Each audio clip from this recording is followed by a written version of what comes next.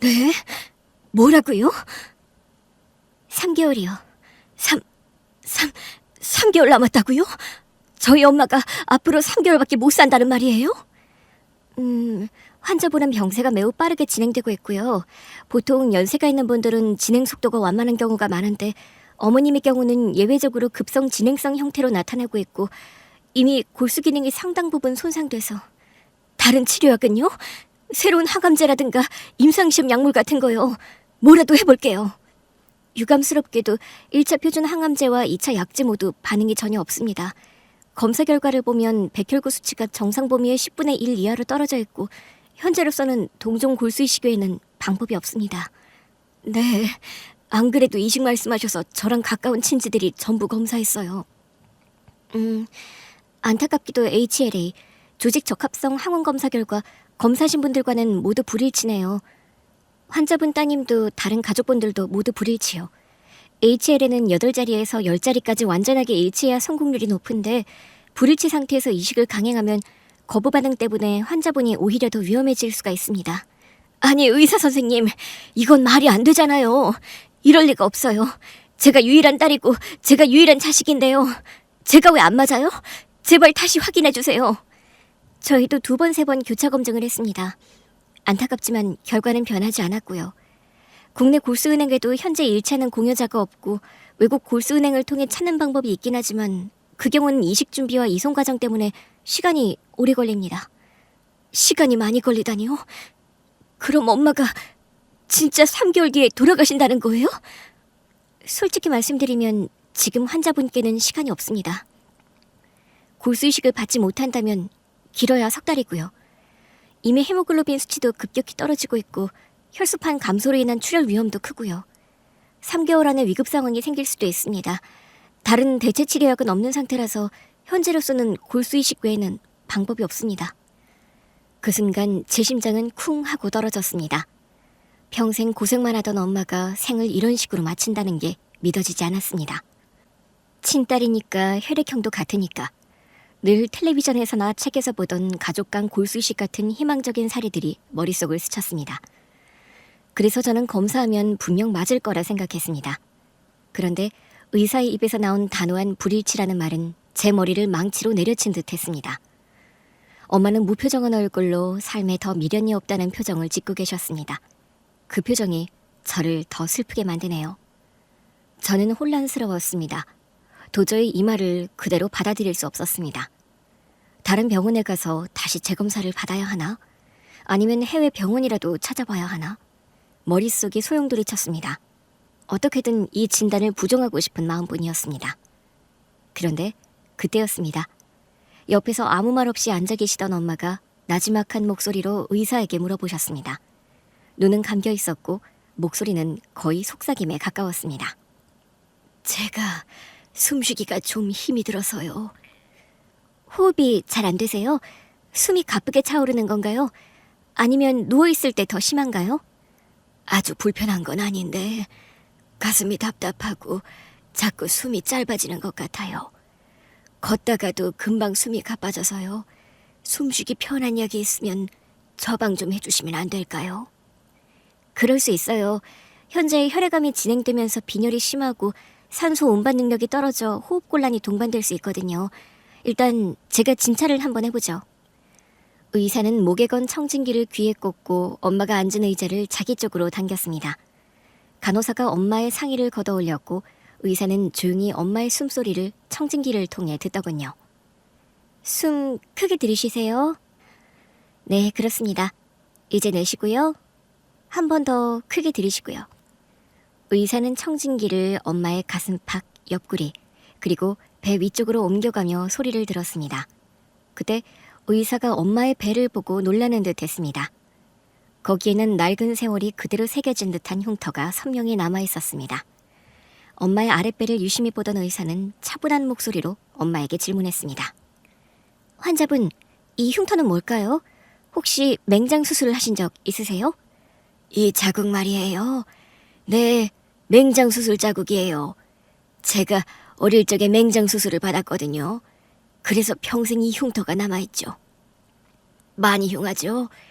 옛날엔 지금처럼 기술이 좋지 않아서 그런 건지 수술 자국이 좀 많이 흉해요. 창피하네요. 예전 수술은 절개를 크게 해서 봉합 자국도 선명하게 남는 경우가 많았어요. 요즘은 흉터가 거의 보이지 않게 수술하지만 그 시절엔 흔한 일이었죠. 사실 저도 같은 자리에 흉터가 있거든요. 아주 어릴 때 맹장 수술을 받아서 절개 흔적이 좀 크게 남아있어요. 전혀 창피하실 필요 없어요. 어머나, 선생님도 맹장 수술하셨어요?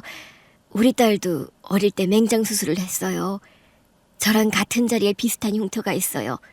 어릴 때 같이 거울을 보면서 우리 딸은 엄마랑 배 수술 자국도 똑같네 하고 깔깔 웃었던 기억이 나네요. 아, 따님분도 맹장 수술을 하셨군요. 그런데 선생님, 혹시 맹장 수술도 유전 같은 게 있나요? 제가 맹장 수술을 해서 그런 건지 딸아이도 결국 같은 병을 앓게 돼서 늘 마음에 걸렸네요. 제가 괜히 나쁜 걸 물려준 건 아닐까 싶어서요. 아니요. 맹장염은 유전과 상관이 없어요. 단순히 우연의 일치일 가능성이 높습니다. 환자분 때문이 아니니까 절대 그렇게 생각하지 마세요. 환자분 잘못이 아니에요. 그리고 지금은 본인 건강만 생각하셔야죠. 그렇게 엄마와 의사가 두런두런 이야기를 나누고 있을 때였습니다. 엄마의 시선이 어느 순간 의사의 얼굴에 고정되었습니다. 어려 보이는 앳된 얼굴로 대학병원에서 환자를 진료하고 있어서 그런 건지 엄마는 그 의사의 얼굴에서 눈을 떼지 못했습니다. 선생님, 그 점은... 아, 눈 밑에 이거요? 어르신 환자분들은 눈 밑에 난 점을 별로 안 좋아하시나 봐요. 사실 이 점 때문에 어르신 환자분들이 저를 볼 때마다 꼭 한마디씩 하세요. 빼라, 흉하다 하시면서요. 선생님도 눈 밑에 점이 있네요? 제 딸도... 저는 엄마가 혹시 이상한 이야기를 할까봐 말을 잘랐습니다. 엄마가 딸 이야기를 하게 되면 소설책 10권도 모자라는 분이어서 쓸데없는 소리를 더는 못하게 해야겠다고 생각했습니다. 엄마, 요새 얼굴 얘기하는 거 실례예요. 선생님 죄송해요. 엄마 숨 쉬는 거 편해지는 약 처방 꼭 부탁드리고요. 제가 다른 친지랑 가까운 분들 검사받게 하겠습니다. 제발 우리 엄마 잘 부탁드립니다. 네, 그리고 환자분 상태가 언제 나빠질지 모릅니다. 일단 백혈구랑 호중구 수치가 조금은 올라왔고 환자분은 입원을 하셔도 저희가 뭘 해드릴 게 없어서요. 집에 계시면서 38도 이상 열이 오르면 바로 응급실로 오세요. 열이 나는 건 안 좋은 신호니까요. 체온계로 수시로 확인하시고 미열 증상 중에 두통이 있습니다. 머리가 아프다고 느끼시면 그때부터는 체온을 30분 단위로 재야 합니다. 네, 알겠습니다. 엄마, 이제 나가요. 집에 가서 쉬셔야 해요. 진료실을 나오는 순간 엄마는 다리에 힘이 풀려 거의 쓰러질 뻔했습니다. 팔에는 체열로 인한 멍이 여러 겹 남아 있었고 링거 자국이 아직도 덧나 있었습니다. 저는 엄마를 부축하며 복도를 지나쳤습니다. 엄마는 한두 걸음을 옮길 때마다 가슴을 움켜쥐고 숨을 고르며 소리를 냈습니다. 그 숨소리는 마치 바람 빠진 풍선처럼 힘없이 이어졌습니다. 제가 휠체어라도 가져와서 엄마를 앉힐까 싶었는데 엄마가 저를 잡으시네요. 저는 천천히 엄마를 부축해 주차장까지 걸어 나왔습니다. 엄마의 몸은 제게 기대어 있었지만 엄마의 시선은 계속해서 뒤를 향하는 듯 보였습니다. 차문을 열고 엄마를 태웠습니다. 엄마는 눈을 감고 의자에 기대며 작은 숨을 토했습니다. 저는 억지로 웃으며 괜찮아 엄마, 괜찮을 거야. 내가 꼭 방법을 찾을 거야 라고 했지만 제 목소리도 떨렸습니다. 저는 이 상황이 꿈이기를 간절히 바랐습니다. 시동을 걸고 천천히 차를 몰아 지하주차장에서 나와 병원 주출입구를 지나는 순간이었습니다. 멀리서 흰 가운이 날아오듯 뛰쳐나왔습니다. 바로 조금 전 우리에게 시한부 판정을 내렸던 그 의사였습니다. 의사의 얼굴은 알 수 없는 고통과 깨달음, 그리고 당혹감으로 일그러져 있었습니다. 이글거리는 눈빛은 무언가를 단단히 붙잡으려는 듯 흔들리고 있었죠. 저 의사 엄마 주치의 아닌가? 왜 저래?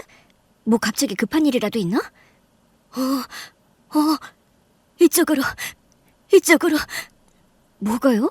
엄마, 잠깐만. 저 사람 우리 쪽으로 오는 것 같은데?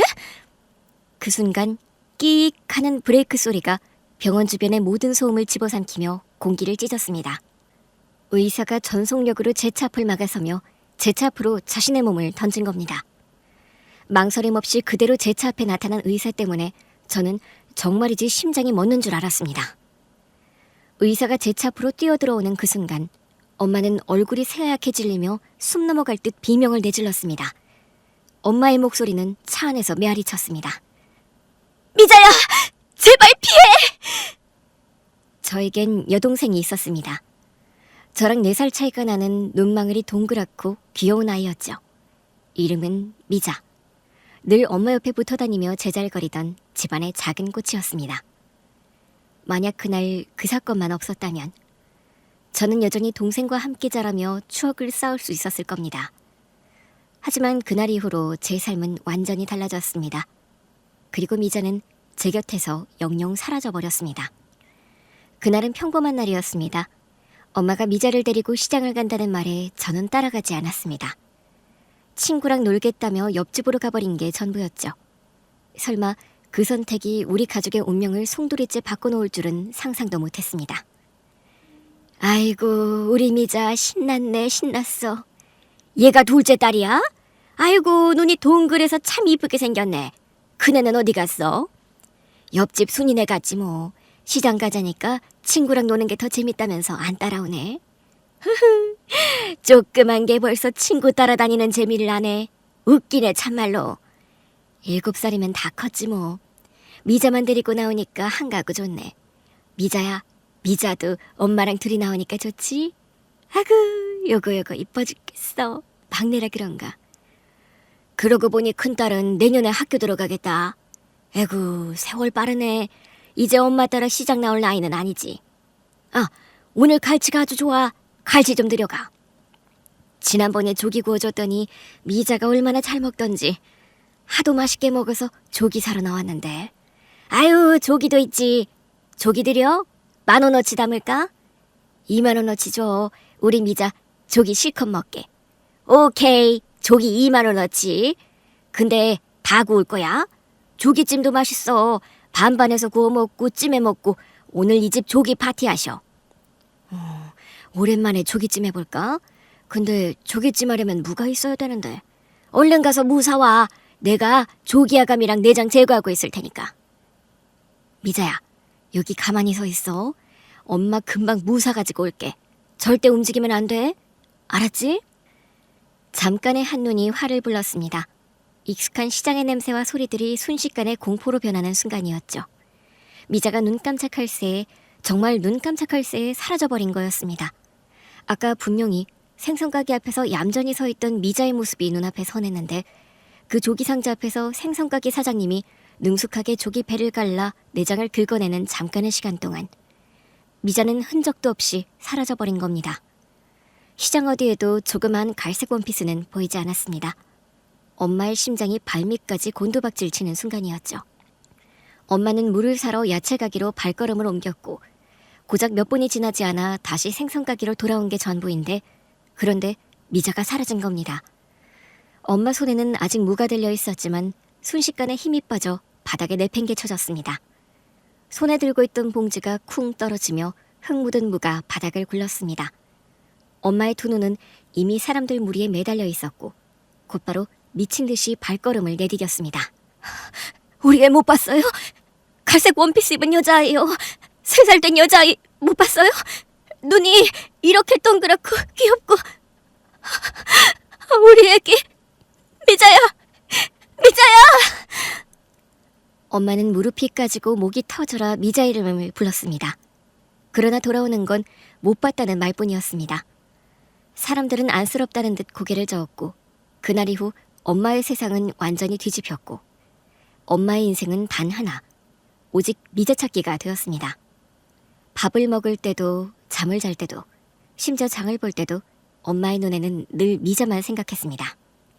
엄마는 매일같이 미자를 잃어버린 그 시장으로 나가 전단지를 붙이고 길 가는 사람들에게 전단지를 쥐어주며 애원했습니다.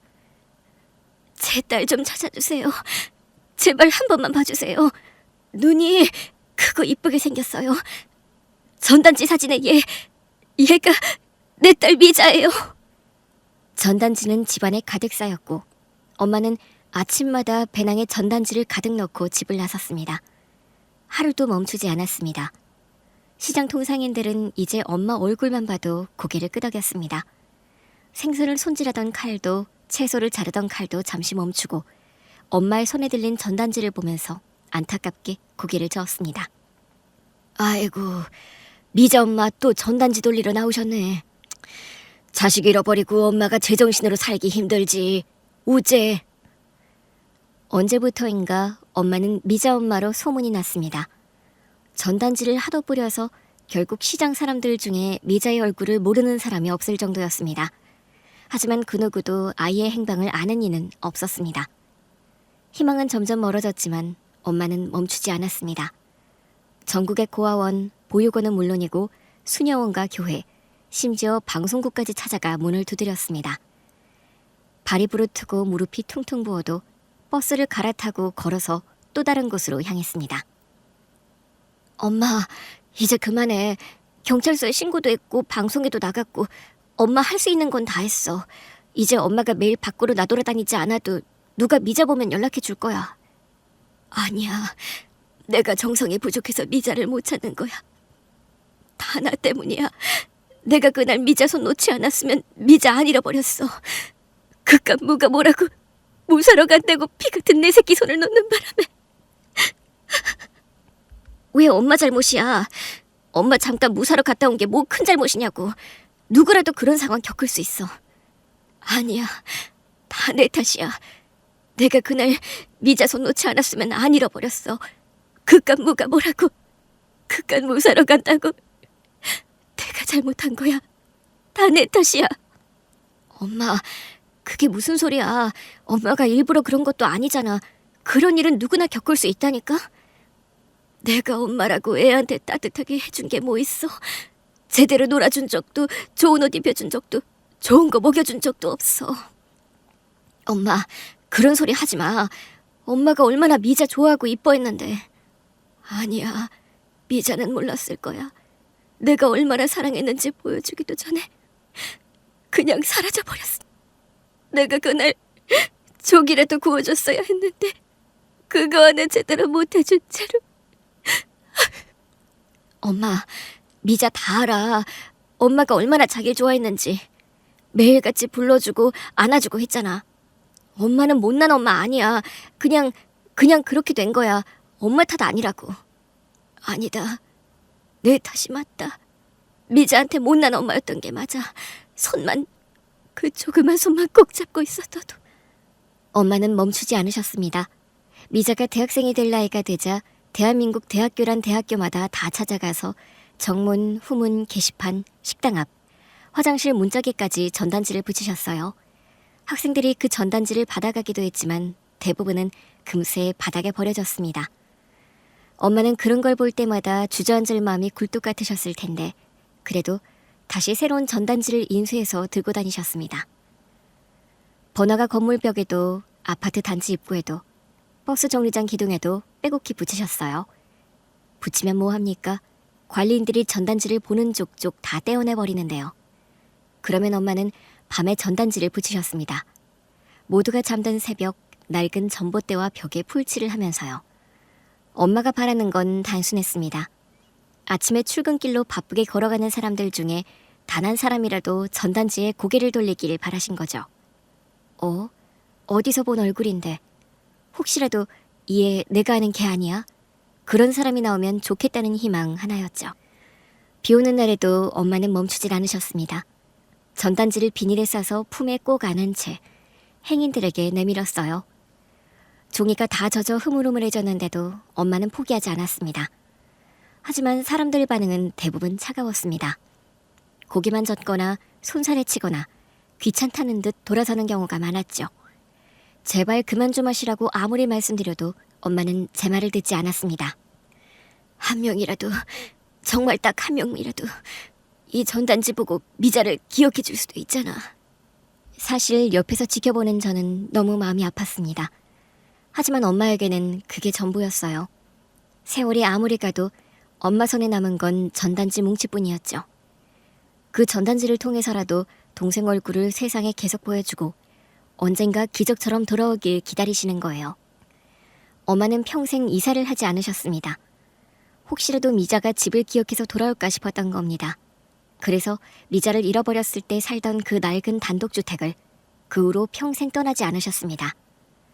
단열이 하나도 되지 않아 겨울이면 집안이 냉동고 같았고 벽지에는 곰팡이가 군데군데 번졌습니다. 그래도 엄마는 집을 고치지도 이사하지도 않으셨어요. 그 낡은 집은 엄마에게 단 하나의 의미가 있었습니다. 언젠가 미자가 돌아올지도 모르는 집이라는 거였죠. 저나 주변 사람들이 내부술이라도 하자, 더 늦기 전에 도배라도 하자고 말을 꺼내면 엄마는 길길이 날뛰셨습니다. 미자가 기억하는 걸 왜 바꾸려고 하느냐, 있는 그대로 둬야 한다는 거였어요. 엄마에게 그 집은 단순한 집이 아니라 아이가 언제든 다시 찾아올 수 있는 유일한 표식 같은 거였던 겁니다. 아이고, 오늘도 또 나가네, 또 나가. 맨날 저렇게 전단지 들고 미친 사람처럼 돌아다니는 게 참 딱하기도 하고 안 되고 그러네. 부모 자식이 생이별하는 게 그게 얼마나 가슴이 아프냐고. 글쎄 말이야, 벌써 수십 년이야. 살아있다면 진작 만났겠지. 혹시 죽은 거 아니야? 하기사, 살아있으면 진작에 만났겠지. 혹시 외국으로 입양 간 거 아닐까? 아니 왜 텔레비전 보면 외국으로 입양 간 한국인들 나오잖아. 입양 가서 못 찾는 건가? 아니면 벌써 세상 떠났을 수도 있고. 엄마 귀에는 그 말들이 그대로 꽂혔습니다. 엄마는 그 자리에 멈춰서더니 차갑게 식은 눈빛으로 아주머니들을 누려보셨습니다. 그리고 입술을 덜덜 떨면서 그러나 목소리만큼은 단호하게 말씀하셨습니다. 내 딸 살아있어요. 죽었다니. 해외로 입양 갔다니. 2번 다시 그딴 소리 했다간 나 죽고 당신도 죽는 거야. 미자가 왜 죽어? 내 딸이 왜 죽냐고. 사랑도 제대로 못 주고 내 손으로 밥도 제대로 해주지도 못했는데, 그날 조기 구워서 먹여보지도 못했는데 우리 미자가 왜 죽어? 왜 죽냐고. 엄마 목소리는 떨렸습니다. 하지만 그 눈빛, 그 단호한 만큼은 흔들리지 않았습니다. 얼굴은 이미 눈물로 뒤범벅이 되어 있었지만 목숨 걸고 확신하는 사람의 눈빛이었습니다. 세상 모든 사람이 도래질을 하고 이제는 그만두라고 손사래를 쳐도 엄마는 끝내 포기하지 않으셨습니다. 엄마를 버티게 한 건 단 하나, 바로 내 딸은 살아있다는 믿음이었으니까요. 그 믿음 하나로 엄마의 삶은 끝까지 이어졌던 거죠. 미자를 찾는데 자신의 인생을 전부 쏟아낸 엄마는 결국 자신의 몸을 갉아먹었습니다. 수십 년 동안 미자만 찾아다니느라 끼니는 대충 건너뛰기 일쑤였고, 날씨가 꾸져도 비바람을 맞으며 전국을 돌아다니느라 몸은 이미 너덜너덜해져 있었습니다. 어느 날부턴가 엄마는 자꾸 걸음을 멈추었습니다. 아이고 아이고 하며 현관 앞에 주저앉기도 했고, 시장에 나가다가는 어지럽다며 가로등에 몸을 기댄 채 숨을 몰아쉬기도 했습니다. 집안일을 하다가도 눈앞이 핑 돌고 결국 거실 바닥에 털썩 주저앉는 일이 잦아졌습니다. 엄마 얼굴빛은 점점 잿빛으로 변했고 눈은 늘 충혈되어 있었습니다. 예전 같으면 새벽부터 집안을 쓸고 닦은 후에 밖으로 전단지를 들고 나갔을 엄마가 이제는 반 한구석에 앉아 허리를 가누기도 힘들어 보았습니다. 엄마, 이제 제발 병원 좀 가. 지금 몸 상태가 말이 아니야. 병원은 무슨, 괜찮다니까. 나 원래 허약했어. 조금 쉬면 나아져. 아니야 엄마, 그냥 피곤한 게 아니라니까. 요새 맨날 쓰러지고 어지럽다 그러잖아. 숨도 가쁘게 쉬고. 나 괜찮다니까. 괜히 병원 가봤자 돈만 깨지고 약만 비싸게 팔지. 괜히 호들갑 떨지 마. 엄마 얼굴이 완전 잿빛인데 내가 어떻게 가만히 있어. 얘가 왜 이렇게 유난을 떨어. 됐다, 됐어. 엄마는 끝내 고개를 저었습니다. 돈 아깝다, 괜찮다는 말만 되풀이하며 방바닥에 앉아 버티셨습니다. 아무리 손을 잡아 끌어도 나 정말 괜찮아라는 말로 뿌리치셨습니다. 결국 그날도 저는 엄마를 더는 설득하지 못하고 발만 동동 굴렀습니다. 그 후에도 엄마는 전단지를 챙겨 들고 집을 나섰습니다. 휘청거리는 다리로 얼굴은 창백해져 있었지만 손에는 여전히 미자의 사진이 담긴 전단지를 꼭 쥐고 있었습니다. 혹시 이 아이 못 보셨나요? 갈색 원피스 입은 3살 때 잃어버린 제 딸이에요. 사람들은 고개를 숙이거나 안쓰럽게 눈길만 주고 지나갔습니다. 그러다 갑자기 엄마가 얼굴을 감싸주며 휘청거리더니 그대로 바닥에 쓰러졌습니다. 주변 상인들과 행인들이 깜짝 놀라 달려왔습니다. 어머, 전단지 돌리던 그 할머니 아니야? 맞네, 맞아. 맨날 저 전단지 나눠주던 분이잖아. 아이고, 어떡해. 할머니, 정신 좀 차려봐요. 엄마는 바닥에 누운 채 헐떡이며 숨을 몰아쉬고 있었고 손에 꼭 쥔 전단지만 바람에 흩날려 바닥을 굴렀습니다. 이 할머니 핸드폰인가 보네. 1번이 큰딸? 여보세요? 큰일 났어요. 어머님이 지금 시장 입구에서 쓰러지셨어요. 일을 어째? 이러다 송장 치르는 거 아닌가 몰라. 뭐라고요? 엄마가 쓰러지셨어요? 저는 허둥지둥 뛰어나갔습니다. 사람들이 원을 이루며 웅성거리는 한가운데 엄마가 힘없이 누워 있었습니다. 얼굴은 창백했고 숨은 가쁘게 차올라 눈을 간신히 뜨고 있었습니다. 엄마, 정신 좀 차려봐요. 엄마는 겨우 속삭이듯 말했습니다. 괜찮아.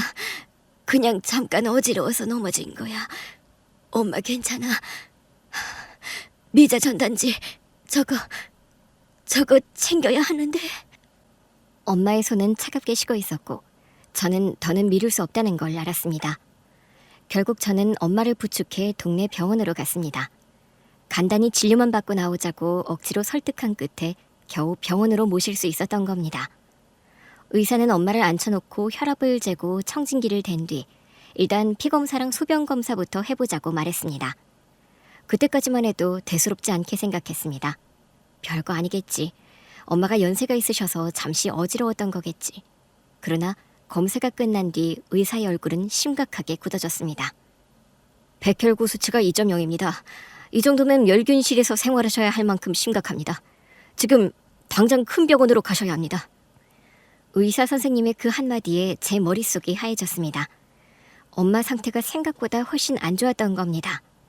동네 개인병원 의사 선생님은 잠시 차트를 들여다보시더니 곧바로 고개를 저었습니다.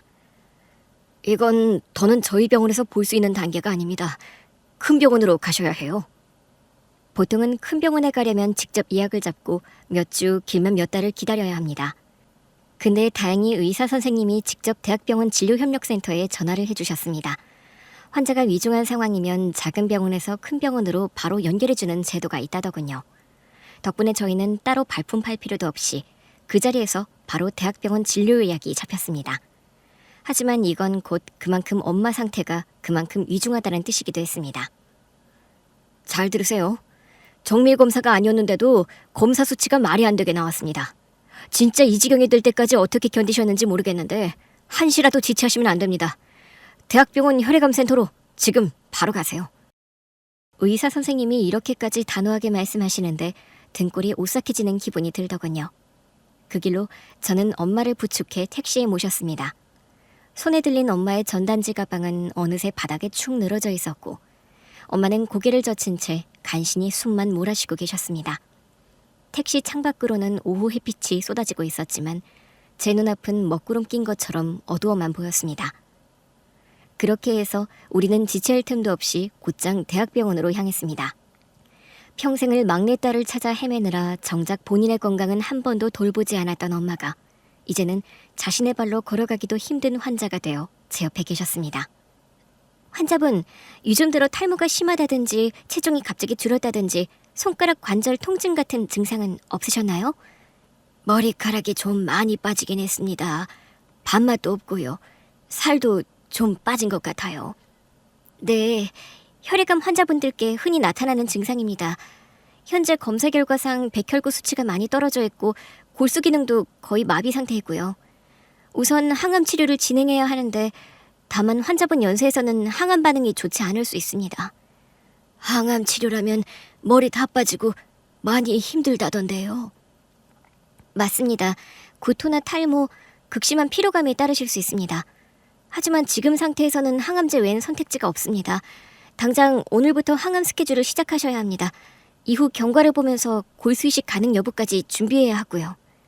살 수 있는 길은 그거밖에 없는 건가요? 그렇습니다. 치료가 쉽지 않으실 겁니다. 하지만 환자분, 그래도 시도해 봐야죠. 저도 최선을 다해 돕겠습니다. 엄마의 곁에 앉은 담당 의사는 내 또래보다도 어린 듯 보였습니다. 긴 생머리를 단정히 묶고 하얀 가운 안에 또박또박한 말투로 환자를 대하는 모습이 괜히 믿음직해 보였습니다. 한서연 선생님, 참 이쁜 이름이었습니다. 저렇게 젊은 사람이 대학병원에서 의사로 있구나. 공부를 얼마나 잘했을까. 성실하고 똑똑한 젊은 의사 선생님이 참 대단해 보였습니다. 엄마는 곧바로 멸균병동에 입원했습니다. 면회도 자유롭지 않았고 음식 하나하나가 까다로웠습니다. 흰 트레이 위에 담긴 밥과 반찬은 모두 멸균 처리된 것들이었고 물조차도 끓이고 식혀야만 했습니다. 항암 치료는 곧 시작되었고 링거줄을 타고 들어가는 약물이 몇 분도 안 돼 엄마를 괴롭혔습니다. 얼굴은 창백해지고 구토를 달래느라 비닐봉지를 붙잡은 채 밤을 새우기도 했습니다. 하루가 멀다고 체중은 줄어들었고 침대에 가만히 누워있는 것조차 벅차 보였습니다. 그럼에도 불구하고 저는, 그리고 엄마는 한소연 선생님이 최선을 다하겠습니다 라고 말해주던 목소리를 믿고 버텼습니다. 하지만 치료가 이어질수록 엄마의 몸은 차츰 더 기운을 잃어갔습니다. 나 이런 치료 안 받을란다. 그냥 여기서 끝내고 싶구나. 엄마, 무슨 소리야. 살 수 있는 길이 있는데 왜 포기해? 우리 아직 같이 해야 할 일 많잖아. 아니야. 죄 많은 내가 이런 호사 누리면 안 된다. 평생 죄인처럼 살아야 하는데. 미자를 잃고 내 딸 하나 지켜주지도 못한 내가 뭔 자격으로 이렇게 비싼 치료를 받아. 엄마, 제발 이제 그만해. 미자 잃어버린 거 그건 미자 팔자인 거고. 아니다. 내가 잠깐만 눈을 돌리지 않았더라면, 내가 끝까지 손을 붙잡고만 있었더라면 미자는 지금 살아서 내 옆에 있겠지. 엄마는 나는 생각 안 해? 미자만 자식이야? 나도 엄마 자식이야. 엄마가 이렇게 세상 뜨면 나는 어떡하라고? 오래오래 내 옆에 있어야지. 치료 안 받고 죽겠다는 말이야? 엄마, 진짜 나한테 이러면 안 돼. 너한테도 미안하고 미자한테도 미안하고. 근데 만약에 미자가 혹시라도 이미 이 세상을 떠난 거라면, 그래서 내가 그렇게 애를 써도 못 만나는 거라면 내가 하루라도 빨리 죽어야 미자를 만날 수 있는 게 아닐까.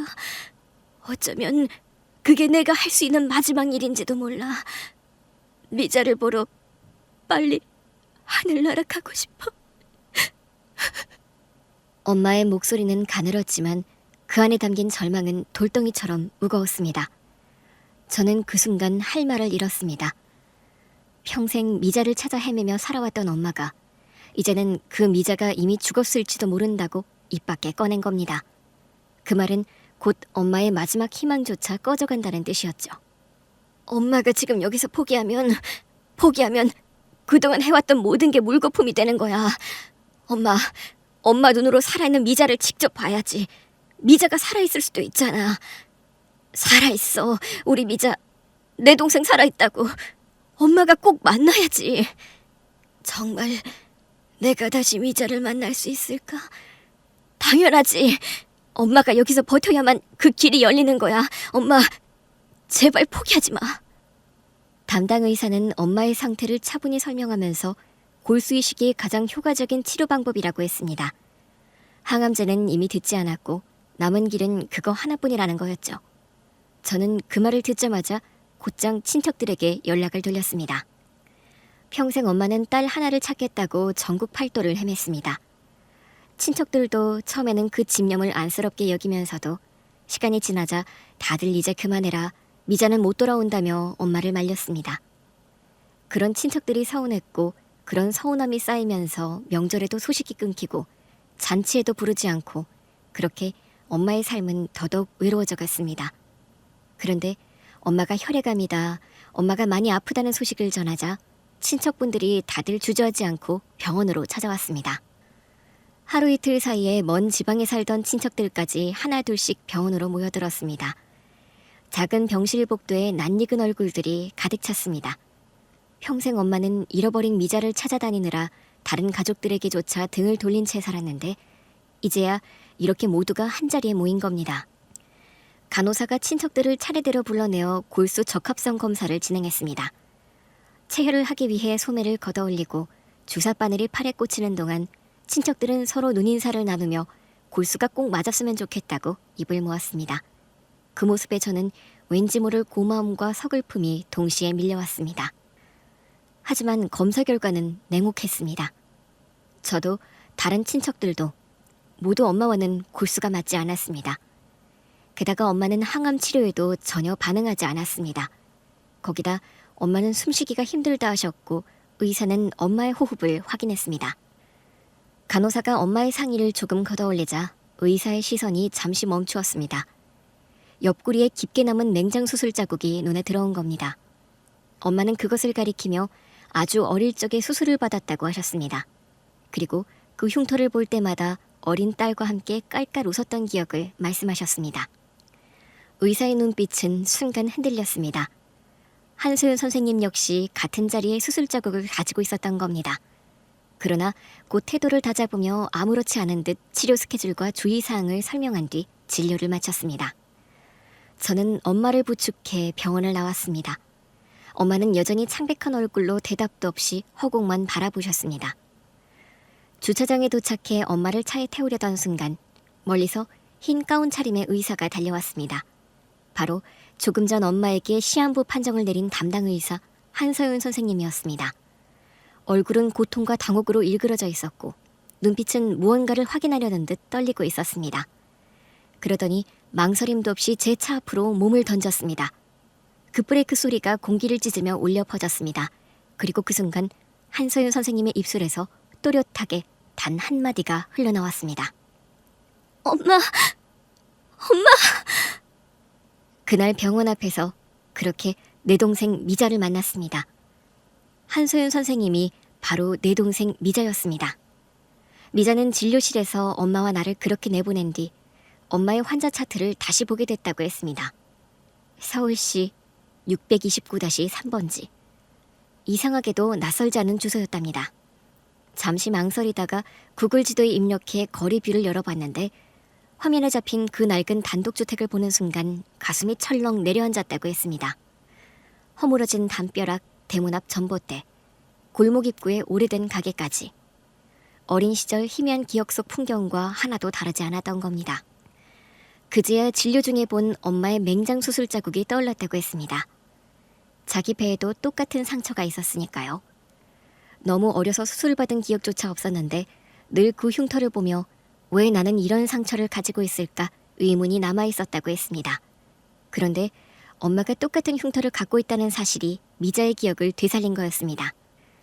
엄마가 자신을 똑바로 바라보며 눈 밑에 작은 점을 언급했을 때 그 순간 미자는 숨이 막히는 듯한 충격을 받았다고 했습니다. 모든 기억과 단서가 한꺼번에 터져나오자 미자는 더는 진료실에 앉아있을 수 없었다고 했습니다. 발걸음이 제멋대로 병원 현관을 향했고 결국 우리 차 앞에 몸을 던진 건 본능 같은 행동이었다고. 엄마 손을 놓친 3살배기 미자는 시장통의 인파에 휩쓸려 길을 잃었습니다. 겁에 질려 울고 있던 아이의 손을 붙잡은 건 한 아주머니였습니다. 아주머니는 파출소에 데려갔지만 그 시절은 지금처럼 경찰서끼리 신속하게 정보가 공유되던 때가 아니었습니다. 전산화도 안 돼 있었고 미자를 잃어버렸다는 신고는 우리 동네 파출소에 접수된 반면 미자를 데리고 있던 아주머니는 자기 동네 파출소에 엄마를 잃어버린 아이가 있다고 신고를 했던 겁니다. 기록은 남았지만 서로 연결되지 않았고 아이를 찾는 사람은 없다는 답을 들은 아주버니 부부는 자식이 없었기에 미자를 하늘이 내려준 선물처럼 여기며 본인들의 자식으로 입양을 했습니다. 그렇게 미자는 새로운 이름과 새로운 가정 속에서 자라게 된 것이었죠. 미자는 양부모님과 함께 곧바로 미국으로 갔고 그곳에서 존스 홉킨스 의대에 진학했고 누구보다 바쁘게 살아갔습니다. 하지만 늘 마음 한쪽에는 알 수 없는 공허함이 따라다녔다고 했습니다. 미자는 자신이 양부모님의 친딸이라고 믿고 자랐습니다. 그런데 중학교 때 우연히 앨범을 들춰보다가 깨달았답니다.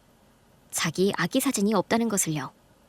이상하다 싶어 물어보자 양부모님이 어렵게 입을 열어 말해주셨다네요. 우리가 널 입양했다고. 그 말을 들은 미자는 충격을 받았지만 양부모의 사랑에는 의심이 없었습니다. 그래서 그 뒤로도 열심히 공부했고 의사라는 길을 걸었고요. 미국에서 수련을 마치고 한국으로 돌아와 대학병원 교수이자 혈액암 전문 의사로 일하게 되면서 언젠가는 진짜 가족을 찾으려 했지만 너무 바쁜 병원 생활로 인해 계속 미루고 있었는데 우리는 그렇게 우연히 가장 절박한 순간에 가장 극적인 방식으로 만나게 된 것입니다. 미자야, 미안하다. 엄마가 널 제대로 지키지 못해서 내가 한눈만 안 팔았어도 너를 그렇게 잃어버리진 않았을 텐데. 엄마, 그건 엄마 잘못이 아니에요. 제가 너무 어렸을 때라 기억도 없지만 엄마가 얼마나 고생하셨는지는 알 것 같아요. 오히려 제가 더 미안해요. 이렇게 늦게서야 엄마 앞에 나타나서. 아니야, 늦게라도 이렇게 살아서 내 옆에 다시 와준 것만으로도 엄마는 충분히 행복해. 엄마, 저 양부모님 밑에서 사랑 많이 받으면서 자랐고요. 이렇게 훌륭한 의사가 됐잖아요. 엄마, 미안해하지 마세요. 그래도 네가 얼마나 그리웠는지 네 이름만 불러도 가슴이 찢어질 것 같아는. 저도요. 언젠가 진짜 제 뿌리를 찾고 싶다고 늘 생각했어요. 근데 이렇게 엄마 앞에 서게 될 줄은 정말 몰랐어요. 아마 하늘이 우리를 다시 만나게 해준 것 같아요. 고맙다, 미자야. 엄마한테 와줘서. 엄마는 이제 내일 죽어도 여한이 없다. 엄마, 저를 미자라고 불러줘서, 절 찾아줘서 고마워요. 엄마의 병세를 누구보다 가까이서 지켜본 사람은 다름 아닌 담당 의사 한서연 선생님, 아니 미자였습니다. 그리고 항암제에 전혀 반응하지 않는 급성 혈액암 환자가 기적적으로 살아남을 수 있는 길은 오직 골수 이식뿐이라는 사실도 알고 있고요. 그래서 미자는 조용히 마음을 굳혔습니다. 골수 적합성 검사를 받기로 한 것이었습니다. 검사 결과는 며칠 뒤 나왔습니다. 적합 조직일치율 100%. 안 된다, 미자야. 너한테 해준 것도 아무것도 없는 내가 어떻게 네 골수를 받니? 난 그런 호사 누릴 자격 없어. 엄마, 그게 무슨 말씀이세요? 전 엄마 딸이에요. 당연히 해야죠. 제가 할 수 있는데 왜 못하게 하세요? 이제 와서 네 몸을 베어내서 살아보겠다니 그게 무슨 염치냐. 차라리 내가 그냥 가는 게 낫다. 엄마, 그렇게 말하지 마세요. 전 엄마를 살리고 싶어요. 제가 의사인 이유가 뭔지 아세요? 사람 살리려고 한 거예요. 그런데 엄마가 죽어가는 걸 두고만 보라고요? 그건 절대 못해요. 그래도 엄마는 너한테 아무것도 해준 게 없는데 너를 키워주지도 못했고 네 옆에 있지도 못했는데. 엄마가 저한테 뭘 안 해주셨어요. 엄마가 저 이렇게 이쁘고 건강하게 낳아주셨잖아요. 미자야, 엄마, 이번엔 제가 엄마를 지킬 거예요. 그러니까 제발 받아주세요. 엄마는 미자의 골수 이식을 받고 빠르게 회복했습니다. 며칠 전만 해도 창백하게 누워있던 분이었는데 얼굴에 다시 혈색이 돌고 손에도 힘이 붙기 시작했습니다.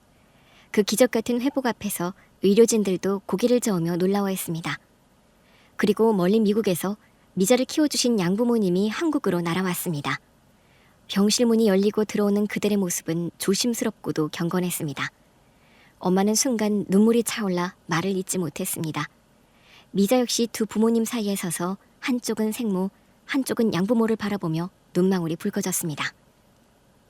그동안 정말 죄송했습니다.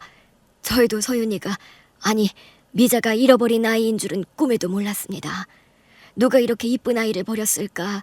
자식이 없던 우리에게 하늘이 내준 선물이라 생각했습니다. 아닙니다. 오히려 제가 감사드립니다. 제 딸을 이렇게 훌륭하게 키워주셨잖아요. 저 혼자였으면 제 형편으로는 감히 이렇게까지 잘하지 못했을 선물이라고 생각했는데 알고 보니 남의 귀한 자식을, 그것도 그렇게 애타게 찾고 계셨다니 전혀 몰랐습니다. 세상에, 제가 어떻게 어머니 마음을 감히 상상이라도 할 수 있겠습니까? 아닙니다. 저는 그저 아이를 잃어버린 죄인일 뿐입니다. 제가 잠깐 한눈을 판 탓에 제 딸을 그렇게 헤어지게 만든 건데요. 양부모님이 아니었다면 미자가 이 세상 어디에서 어떻게 살고 있었을지 그 생각만 하면 오히려 몸서리 쳐집니다. 저희가 한국에서 쭉 살았다면 더 일찍 만나셨을 텐데 서윤이 아빠가 그때 갑자기 미국 발령을 받아서 부랴부랴 짐 싸고 바로 떠나게 됐거든요. 원래는 몇 년만 있다가 다시 한국으로 돌아오려고 했는데 미국 생활이 길어졌습니다. 아, 그랬군요. 네, 미국에서 서윤이가 너무 잘 적응을 하는 겁니다. 영어도 금방 배우고 학교에서 공부도 그렇게 잘하니 솔직히 부모 마음에 욕심이 생기더군요. 이 아이를 큰 물에서 더 넓은 세상에서 자라게 해보자 하는 마음이요. 그래서 그냥 눌러앉게 됐습니다. 그렇게 시간이 흐르고 보니 어느새 이렇게 30년이 훌쩍 지나버렸네요. 평생 서로 다른 길을 걸어온 두 여인이 같은 아이를 품었다는 이유 하나로 결국 한자리에 서서 울고 있는 모습은 보는 이의 가슴을 먹먹하게 만들었습니다. 저는 2번 사랑받은 거예요. 엄마가 저를 포기하지 않고 평생 찾아주셨고 양부모님은 저를 키워주셨으니까요. 이제는 3분 모두 제 부모님이에요. 제가 3분 부모님 건강 끝까지 책임질게요. 저는 그 광경을 옆에서 지켜보다가 비로소 깨달았습니다. 이 만남은 슬픔의 끝이 아니라 새로운 시작이라는 것을요.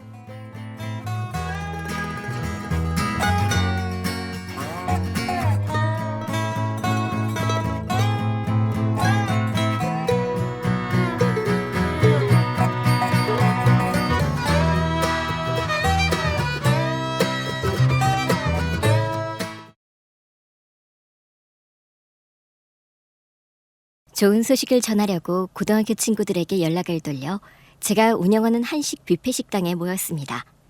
영업시간이 끝난 뒤 친구들을 위해 요리 솜씨를 마음껏 발휘하여 테이블이 휘어질 만큼 음식을 차려냈습니다.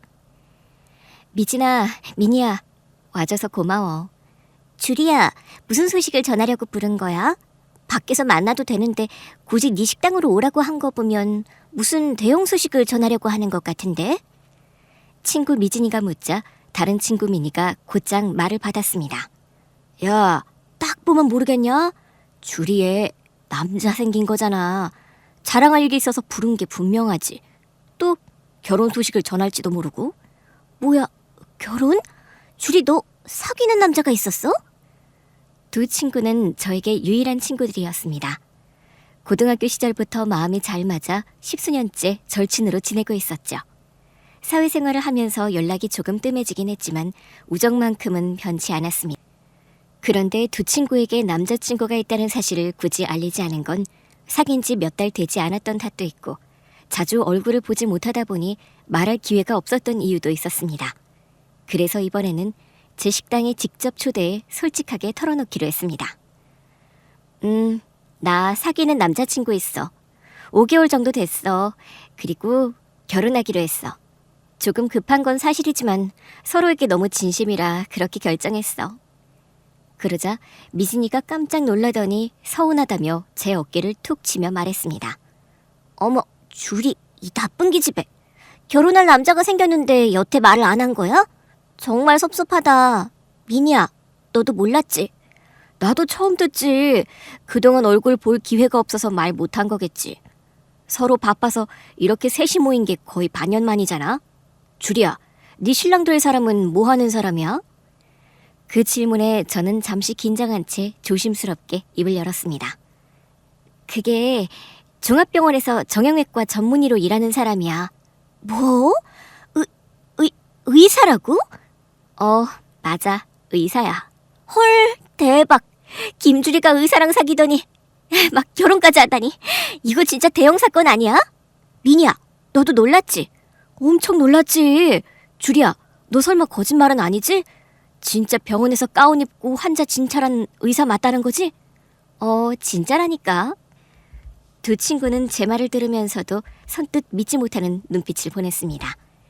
잠시 머뭇거리던 두 친구는 다시 입을 열었습니다. 주리야, 너 혹시 사기꾼이랑 엮인 거 아니야? 요즘 의사라고 속여서 사기 결혼하는 인간들 많다던데. 너도 사기꾼한테 걸린 거 아니야? 미진이의 말에 황당했지만 미니까지 거들며 큰 소리로 걱정을 보탰습니다. 맞아, 사기일 수도 있겠다. 주리야, 너 그 남자가 일하는 병원엔 가봤어? 안 가봤지? 그냥 말만 믿고 있는 거 아니야? 아니야. 처음 만난 게 우리 아빠가 다리를 다쳐서 병원에 진료받으러 갔을 때였어.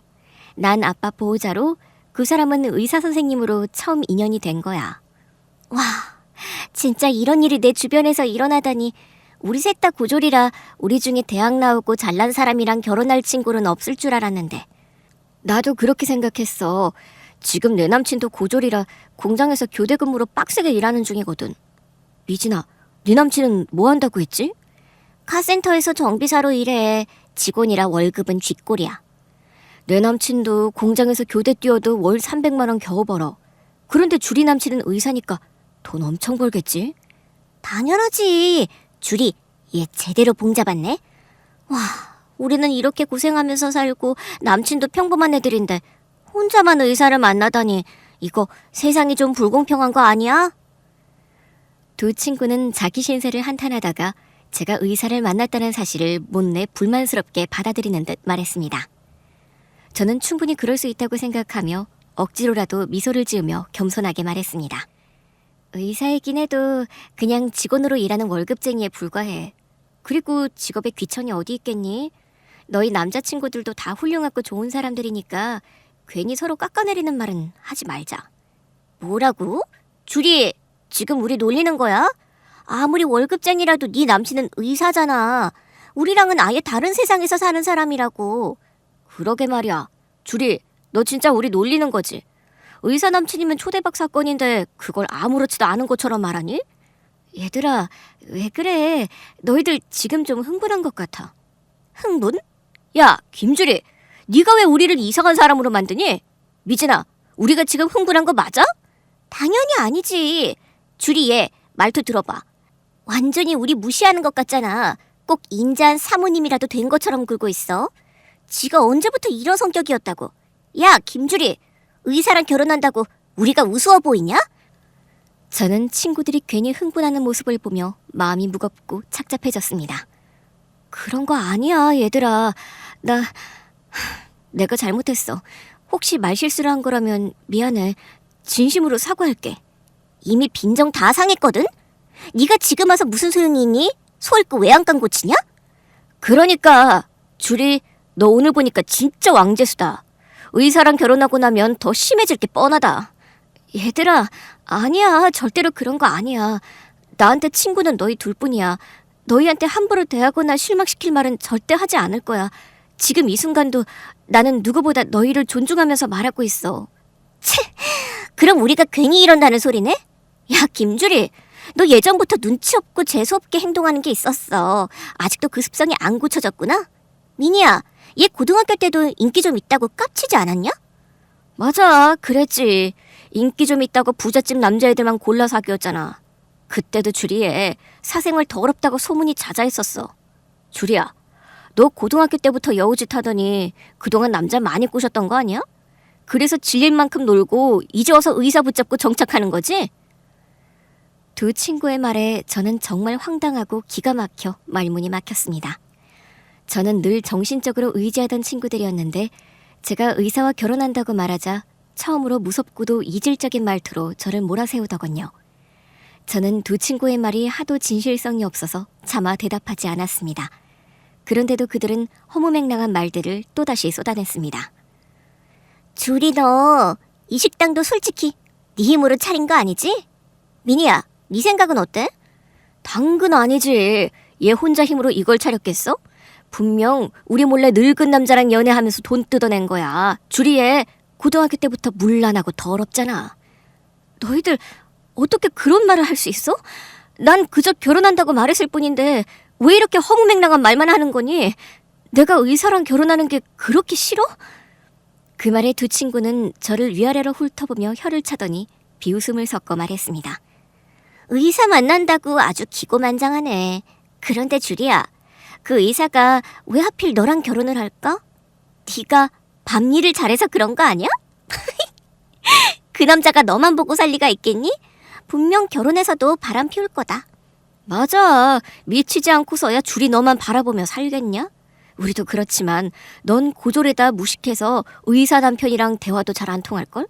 주리야, 네가 밤일을 얼마나 잘했으면 그 남자가 결혼까지 결심했겠니? 아무튼 부럽다. 이왕 이렇게 된 거 우리한테도 그 노하우 좀 알려줘. 잠자리 노하우 말이야.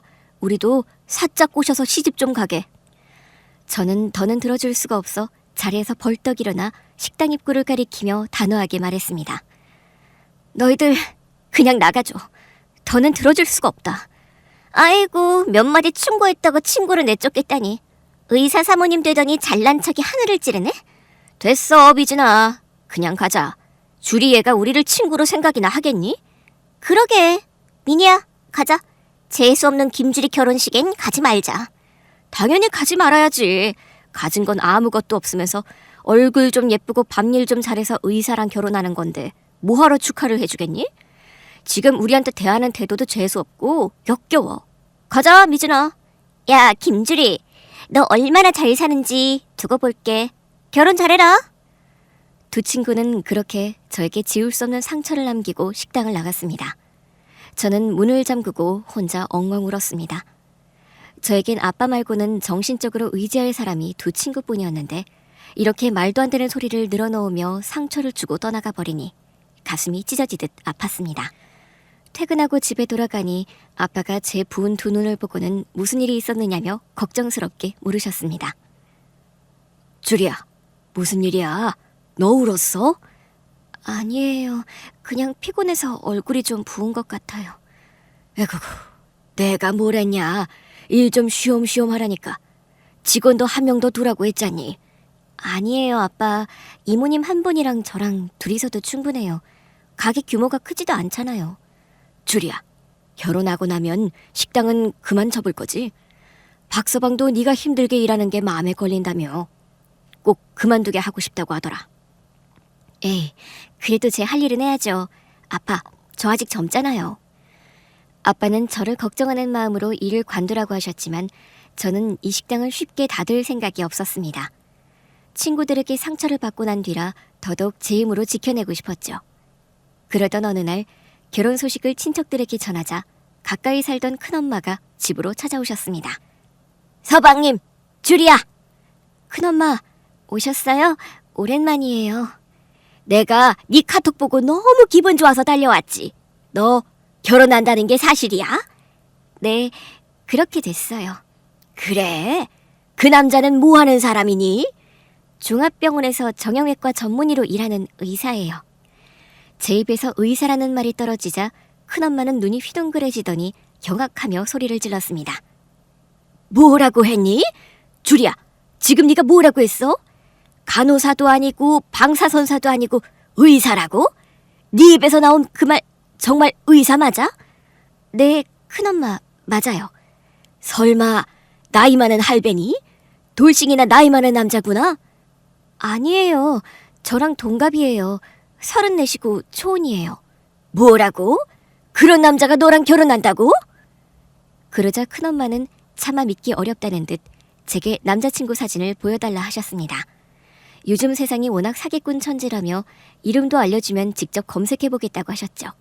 그래서 저는 휴대폰에 저장된 사진을 보여드렸고 명함도 드리면서 인터넷 검색을 해드렸습니다.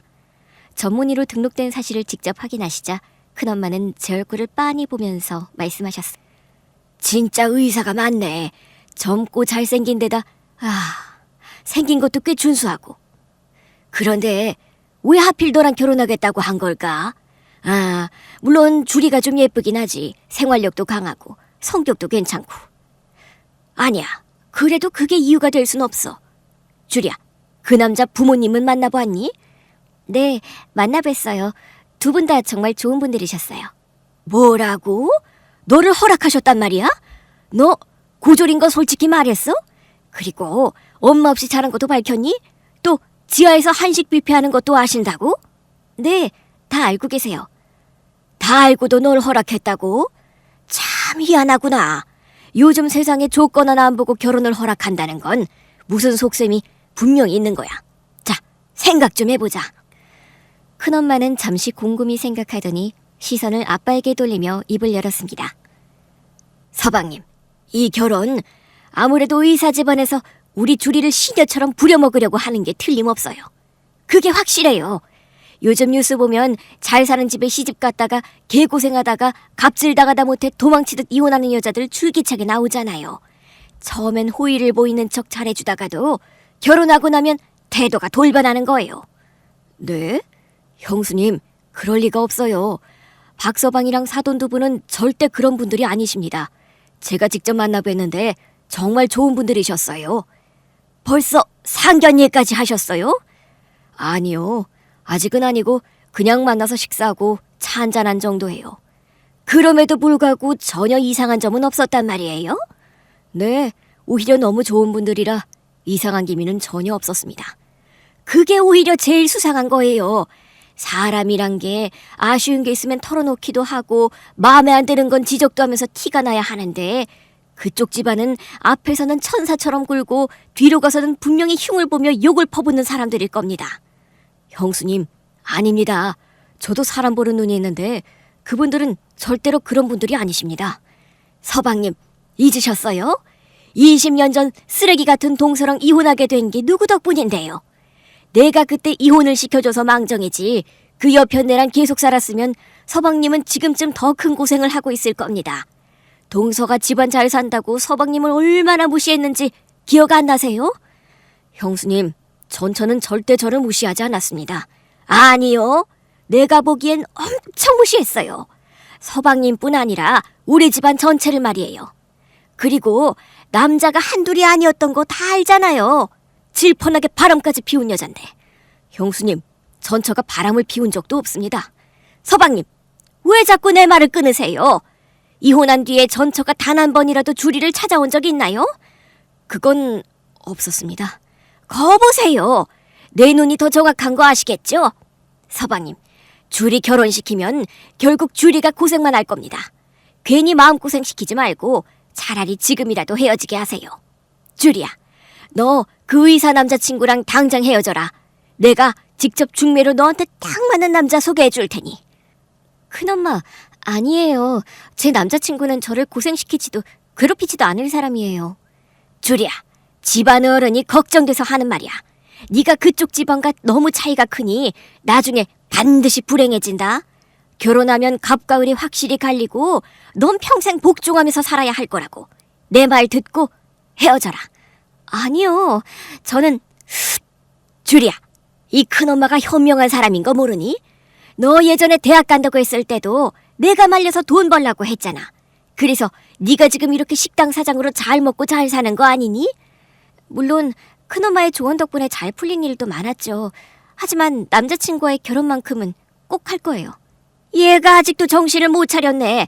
의사라고 하니까 넙죽 좋다고 따라가려는 거지. 너 재벌집에 시집 갔다가 이혼하고 돌아온 연예인들 알지? 그 사람들이 괜히 이혼하는 게 아니야.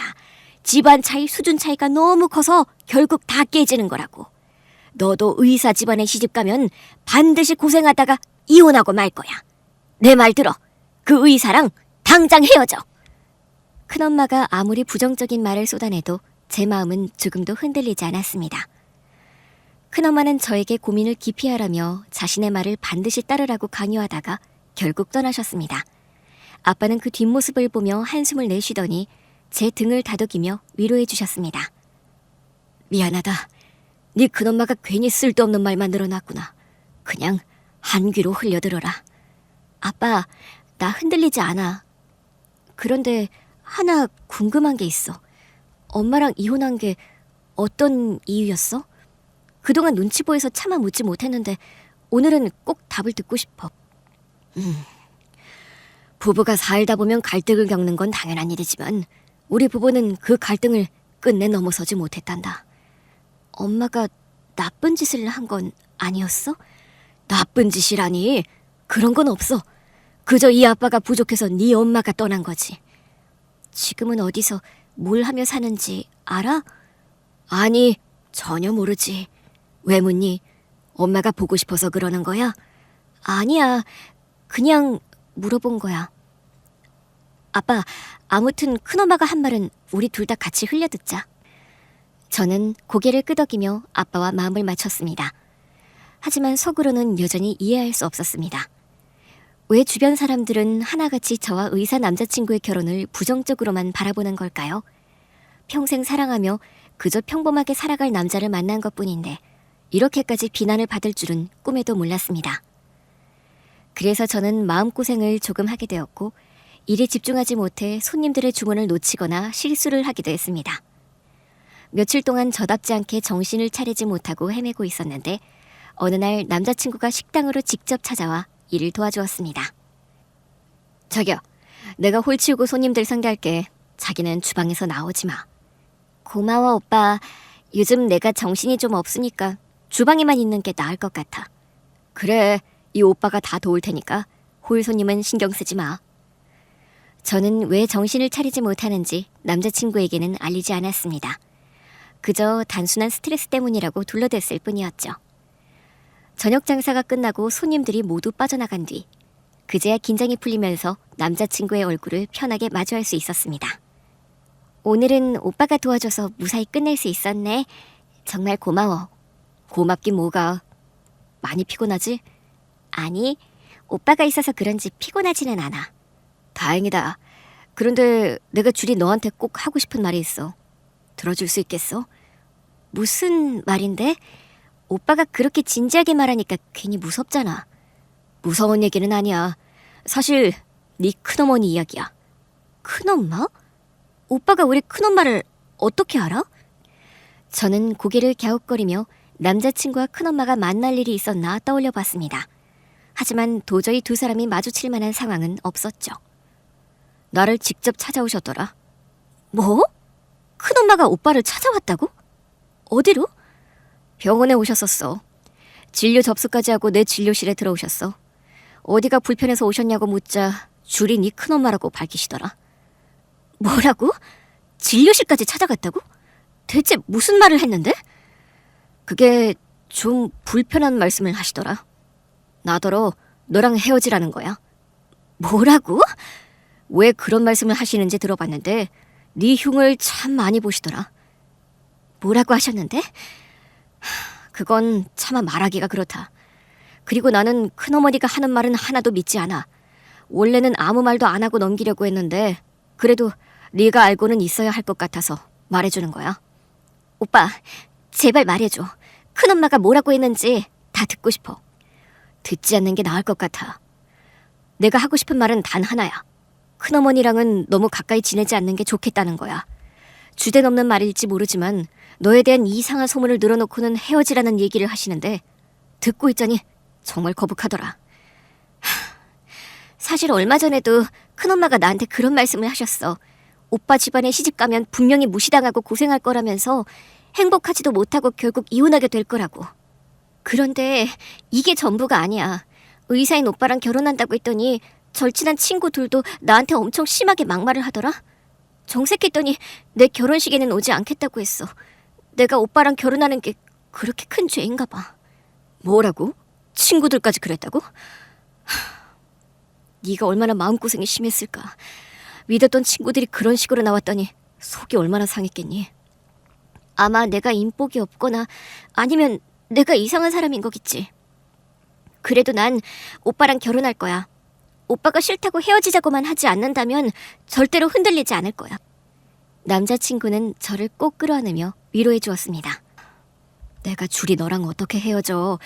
절대로 그런 일은 없으니까 이상한 상상은 하지 마. 그리고 남들이 뭐라 하든 신경 쓰지 마. 우리 둘만 생각하자. 고마워. 이제 좀 마음이 놓이는 것 같아. 남자친구가 아무 걱정하지 말라고 다독여 주어서야 그제야 조금 안심할 수 있었습니다.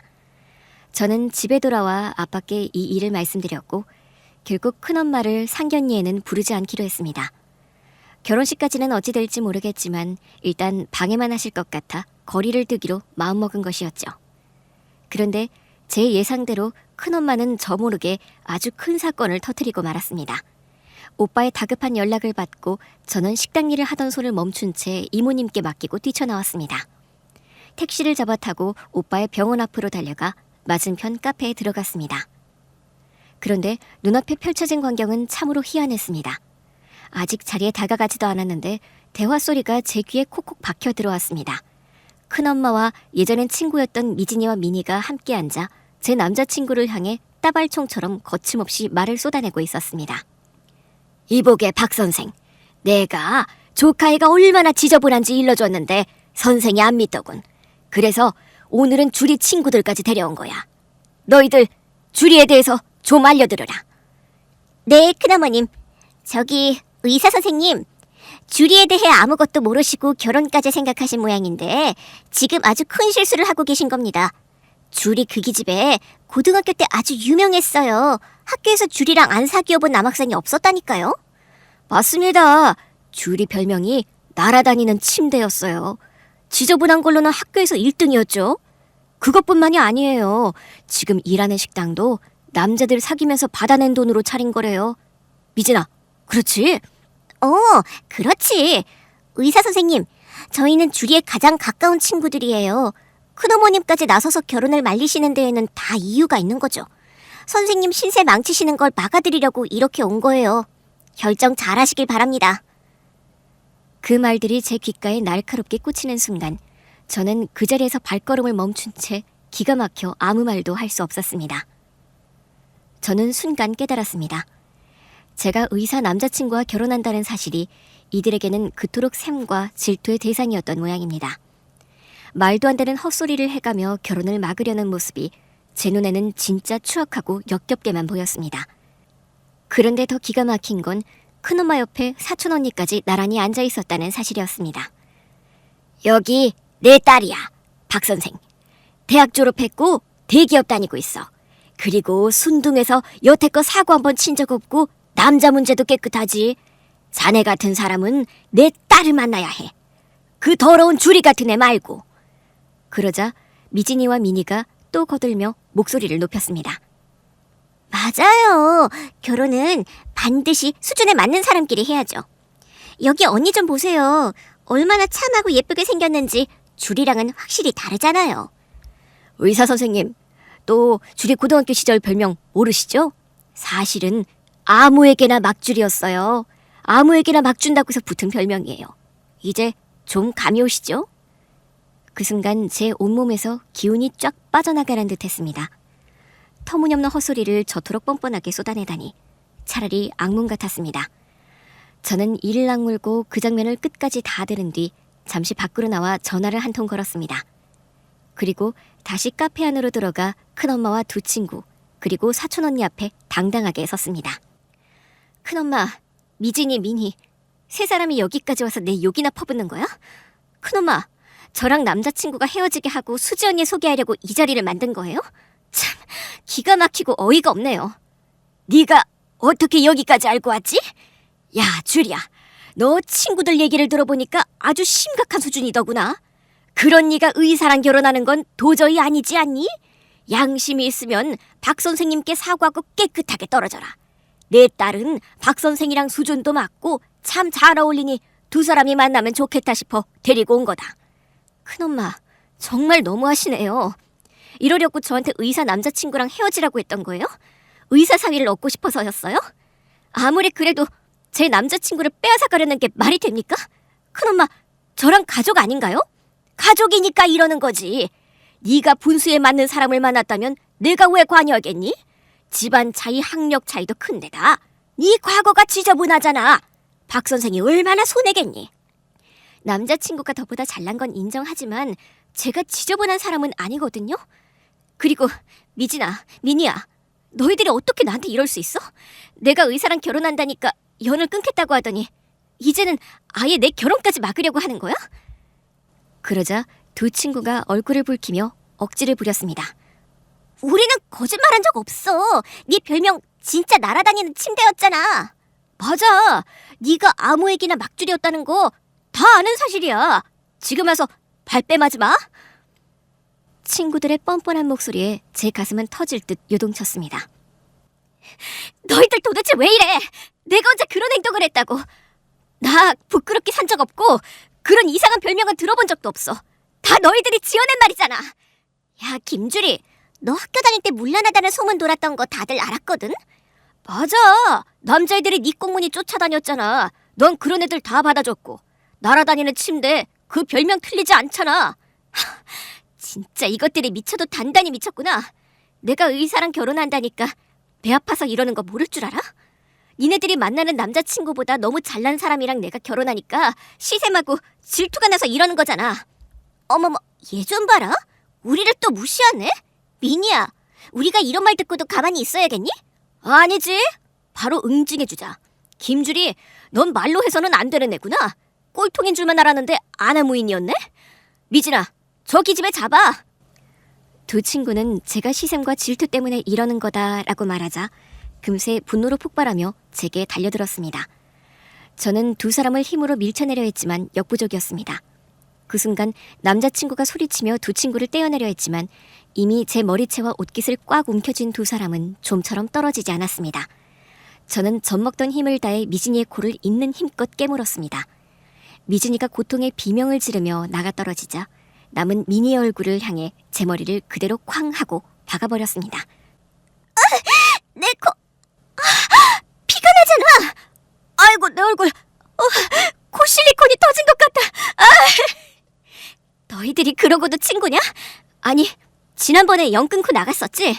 그래, 이제 볼 일도 없는 사이니까 니네들이 뱉은 허언과 악담 그대로 벌받을 생각이나 해. 저는 두 친구에게 발길질을 날렸고 남자친구는 저를 꽉 끌어안으며 그만하면 됐다며 필사적으로 말렸습니다. 평생 싸움이라고는 한 번도 해본 적이 없었지만 그날만큼은 달랐습니다. 미진이와 미니가 저를 먼저 건드렸으니 그대로 되갚아준 것뿐이었습니다. 두 친구가 바닥에 나뒹굴며 괴로워하자 큰엄마가 벌떡 일어나 삿대질을 하며 소리쳤습니다. 무식한 것 같으니 꼭 지혜미를 빼다 박았네. 이 친구들이 무슨 잘못이 있다고 깨물고 머리를 박고 난리야. 큰엄마야말로 지금 이게 무슨 짓이에요? 부끄럽지도 않으세요? 제 남자친구를 가로채서 수지 언니한테 소개해주려는 게 그게 가족이 할 짓입니까? 이 버릇없는 년 좀 봐라. 야, 내가 못할 짓을 했니? 사람은 분수에 맞는 짝을 만나야 하는 법이야. 김주리, 너 같은 무식한 애는 배운 것도 없는 남자나 찾아. 박 선생은 내 딸이랑 딱 어울려. 그러니까 넌 깨끗이 꺼져. 제 남자친구가 아니라잖아요. 왜 이렇게 말도 안 되는 일을 벌여서 사람을 환장하게 만들어요? 큰엄마 진짜 최악이에요. 큰엄마가 제 친척이고 가족이라는 게 차라리 수치스럽다고요. 뭐라고? 이 영악한 기집애가 감히? 좋아, 오늘 아주 혼이나 봐라.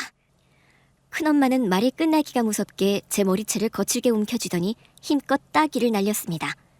순간 귀가 멍멍해지고 눈앞이 아찔하게 시꺼매지면서 아무것도 보이지 않았습니다.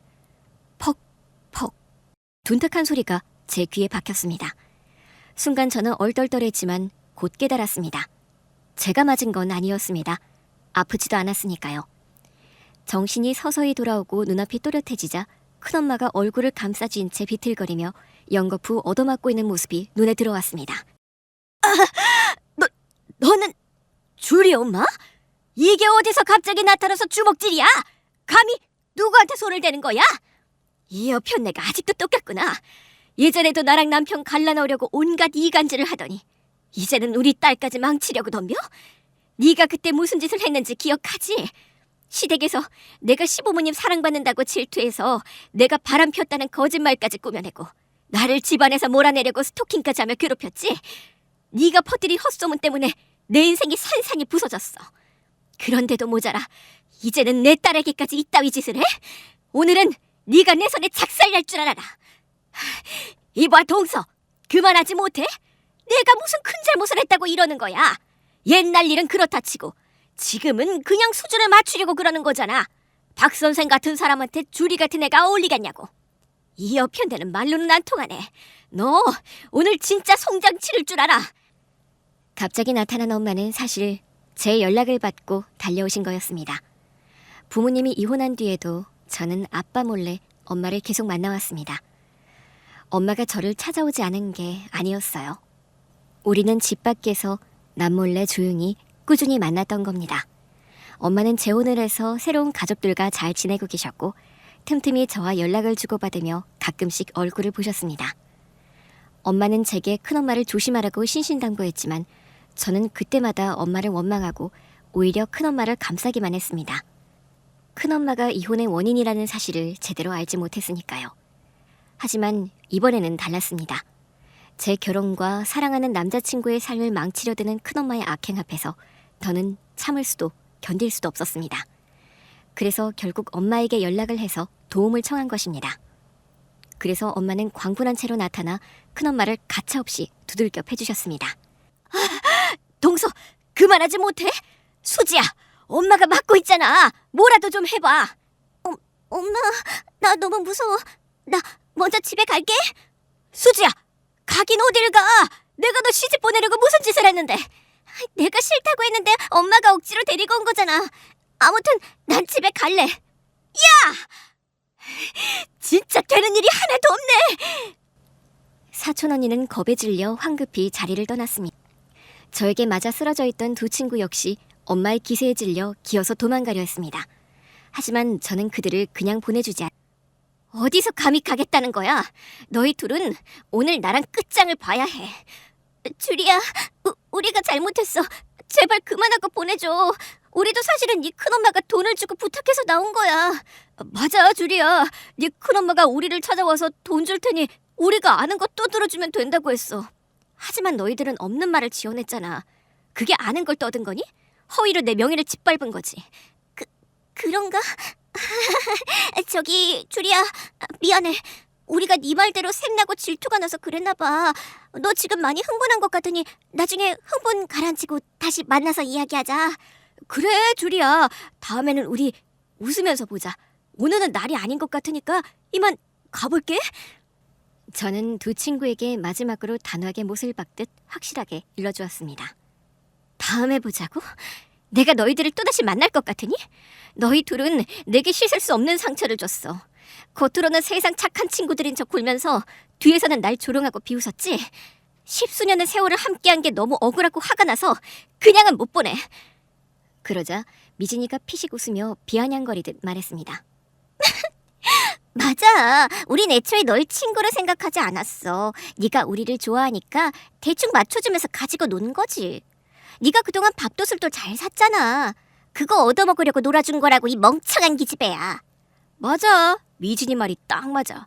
네가 돈을 펑펑 쓰니까 고등학교 졸업하고 나서도 종종 얻어먹으려고 불렀던 거야. 야, 주리야. 네가 의사랑 결혼한다고 하니까 우리가 배 아파서 가만히 있었겠냐? 큰엄마가 찾아왔을 때 우린 속으로 옳다구나 하고 기분이 째졌어. 뭐 결국 망하긴 했지만 그래도 이렇게 뭐라도 해보니까 후회는 없어.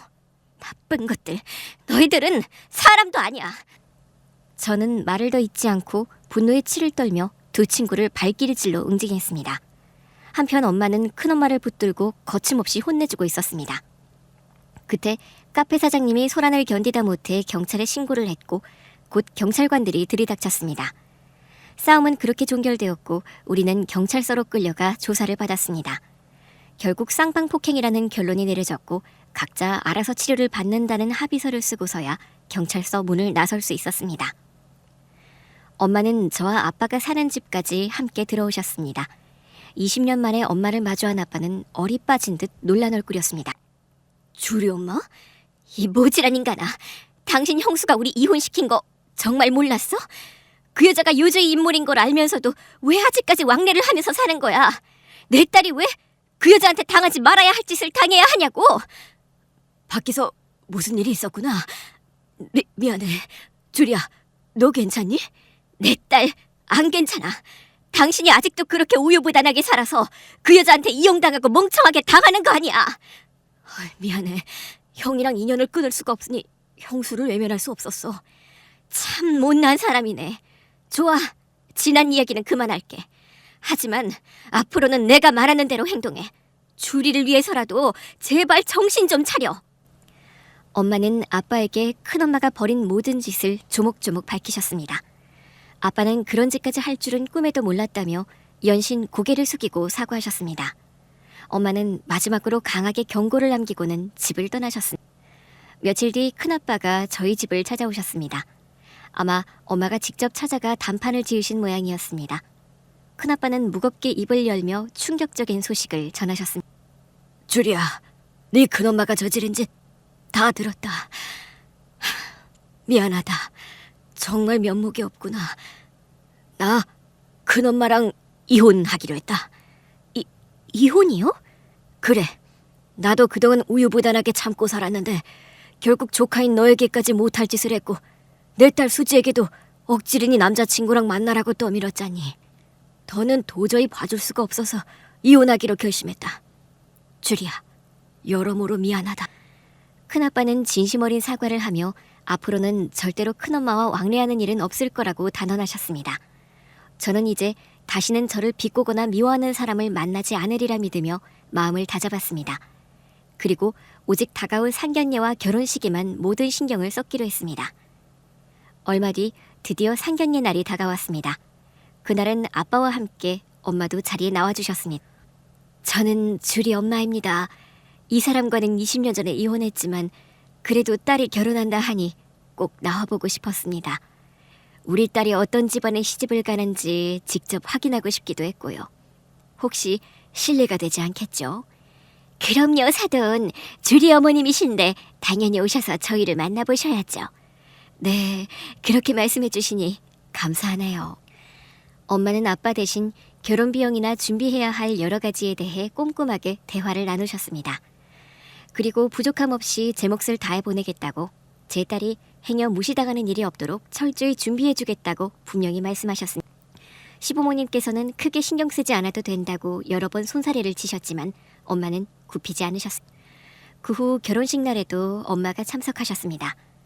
예식 내내 엄마는 아빠에게 쉼없이 잔소리를 하셨고, 아빠는 죄인처럼 고개를 잔뜩 숙인 채 연신 알겠다고 대답하셨습니다. 저는 그런 부모님의 모습을 보며 비록 오래전 갈라선 부부였지만 제 결혼만큼은 함께 지켜주고 싶어하는 두 분의 마음을 느낄 수 있었습니다. 그리고 마침내 수많은 시련과 상처 끝에 저는 사랑하는 남자친구와 부부가 될 수 있었습니다. 엄마는 신혼집에 자주 오셔서 부족한 게 있으면 꼭 채워주시려 했습니다. 주리야, 넌 식당을 하는 애가 어떻게 냉장고에 먹을 게 하나도 없니?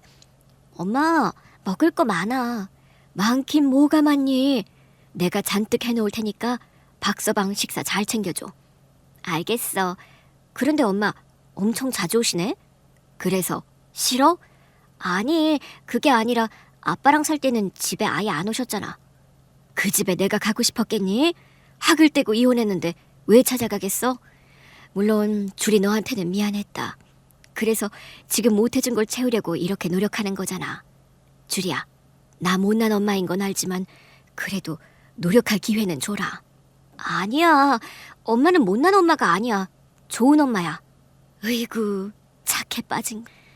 엄마는 제 성격이 모가 나지 않아 좋다고 하셨지만 너무 물러터졌다며 잔소리를 늘어놓으셨습니다. 그 과정에서 엄마는 제가 그동안 쌓아두었던 서운함이나 화를 다 풀어내라고 하셨지만 저는 솔직히 엄마에게 서운하거나 원망하는 감정이 전혀 없었습니다. 그래서 단 한 번도 엄마에게 싫은 소리를 하지 않았습니다. 그렇게 결혼 후 한두 달 동안 저는 신혼의 기쁨도 누리고 엄마의 사랑도 실컷 맛보며 아빠의 다정함도 느끼면서 행복하게 지냈습니다. 시부모님 또한 저를 친딸처럼 아껴주셔서 더할 나위 없었지요. 그런데 어느 날 제 식당에 환영하기 힘든 손님이 찾아왔습니다. 바로 큰엄마였습니다. 야, 김주리, 너 때문에 나 이혼당하고 위자료 한 푼도 못 받았다. 갈 데가 없어서 옆 건물 원룸에 산다. 아, 네. 그것뿐인 줄 아냐?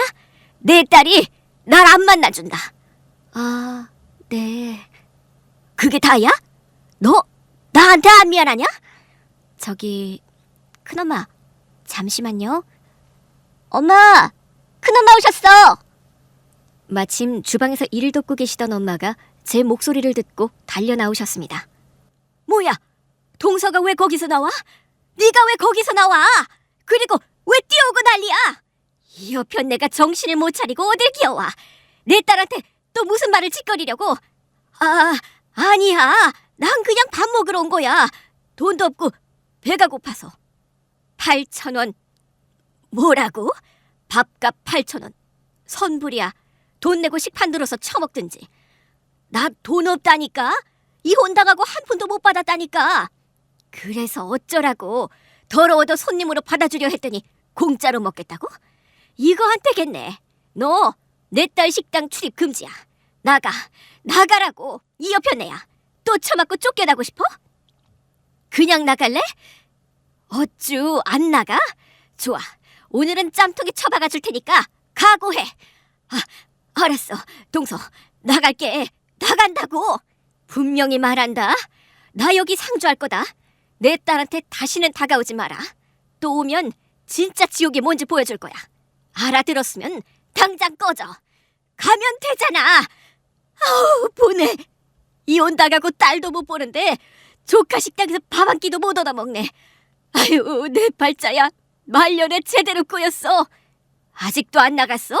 이 여편에 그냥 확. 엄마의 호통에 큰엄마는 꽁지 빠지게 도망쳤고 그 뒤로는 다시는 저를 찾아오지 않았습니다. 몇 달 동안은 제 식당 옆 건물에서 지내다가 결국 월세를 내지 못해 쫓겨났다고 하더군요. 거기가 보증금 없이 받아주는 곳이었는데 월세를 못 내면 얄짤없이 내쫓는 곳이었거든요. 이후로는 큰엄마가 어디로 떠나는지 연락도 소문도 전혀 들리지 않았습니다. 그리고 해가 한번 바뀌고 저는 임신을 하게 되면서 식당을 정리하기로 마음먹었습니다. 다행히 가게는 빨리 팔려서 마지막 장사를 일주일만 더 하게 되었죠. 그런데 뜻밖에도 제 앞에 낯익은 손님 2명이 나타나 눈물로 오열했습니다. 주리야, 나 어떡하니?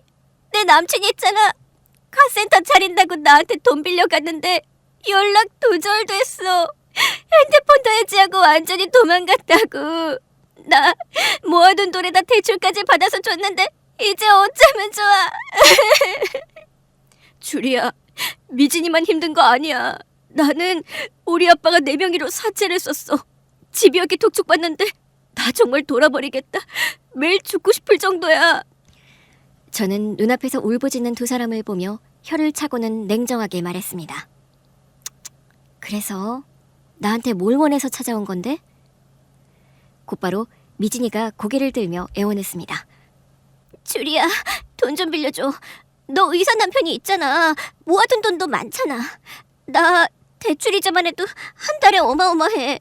그 자식이 갚아주겠다고 해서 대출까지 받았는데 결국 뒤통수 치고 날라버린 거야.